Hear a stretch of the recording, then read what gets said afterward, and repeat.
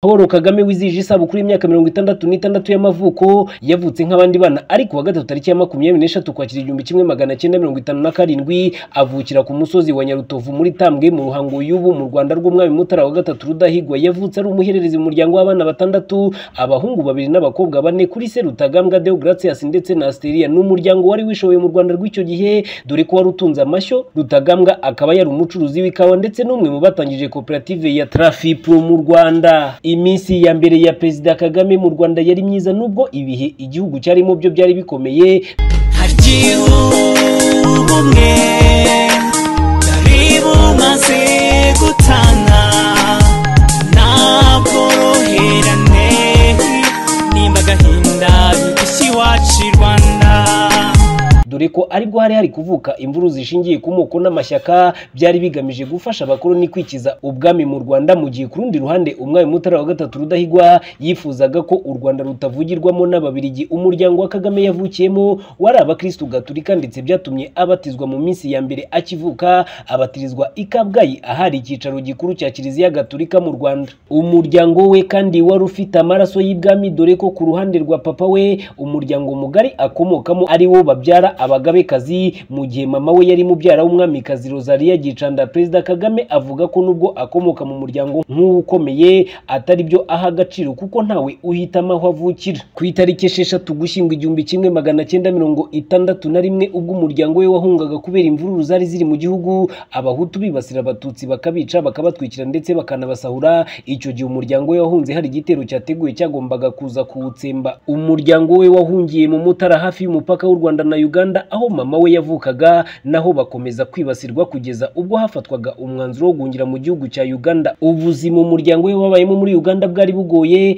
kugeza ubwo byatumye babiri muri bashiki be bagarurwa mu Rwanda kurererwa mu muryango wasigaye. Abandi bana bakomeza kubana n'ababyeyi muri Uganda batunzwe n'inkunga z'intica ntikize zatangwaga n'umuryango mpuzamahanga wita ku mpunzi HCR. Paul Kagame amashuri abanza yayize mu ishuri rya Rwengolo Primary School, ishuri riherereye mu majyaruguru ya Mbarara. Nubwo ubushobozi mu muryango bwari buke ntacyo byari bitwaye kuko amashuri abanza kuyiga byari ubuntu, ibyaje guhindura isura mu mashuri yisumbuye aho byasabaga ko umuntu yirwanaho. Amashuri abanza Kagame yasoje afite amanota meza mu karere ndetse atsindira kujya mu mashuri yisumbuye muri Ntare School, rimwe mu mashuri yarakomeye muri Uganda icyo gihe, ari naho Perezida Yoweri Kaguta Museveni yize. Ku myaka 15 papa wa Paul Kagame yitabye Imana, bitangira kugira ingaruka ku myitwarire ye ku ishuri nk'uko yabitangarije umwanditsi Stephen Keinza mu gitabo yise A Thousand Hills Rwanda's Rebirth and the Man Who Dreamed It. Muri iki gihe Paul Kagame yatangiye kurwana ku ishuri by'umwihariko kutihanganira abanya-Uganda babaga baserereza abana b'abanyarwanda b'impunzi. Amanota ye mu ishuri nayo atangira kugabanuka, ibyaje kurushaho kuba bibi mu 1976 ubwo yamenyaga amakuru ko inshuti ye yo mu bwana biganaga Fred Gisa Rwigema banamenyanye guhera mu 1964 yaburiwe irengero.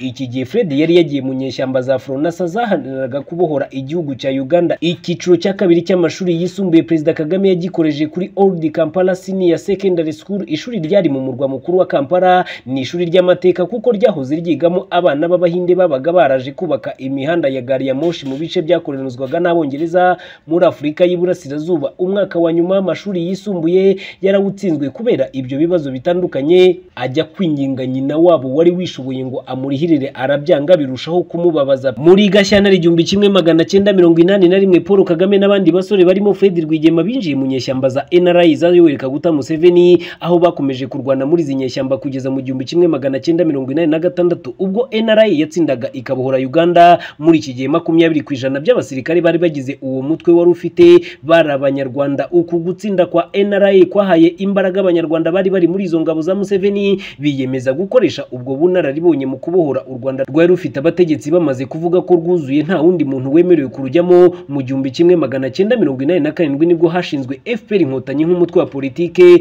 waje no gushinga umutwe wa gisirikare wa RPA. Byatwaye imyaka 3 ngo uyu mutwe ubu maze kwisuganya utangize urugamba rwo kubohora u Rwanda. Imyaka hafi ne uru rugamba rwamaze Major General Paul Kagame niwe waruyoboye, dore ko Major General Fred Rwigema yatabarutse arashwe ku munsi wa kabiri w'urugamba.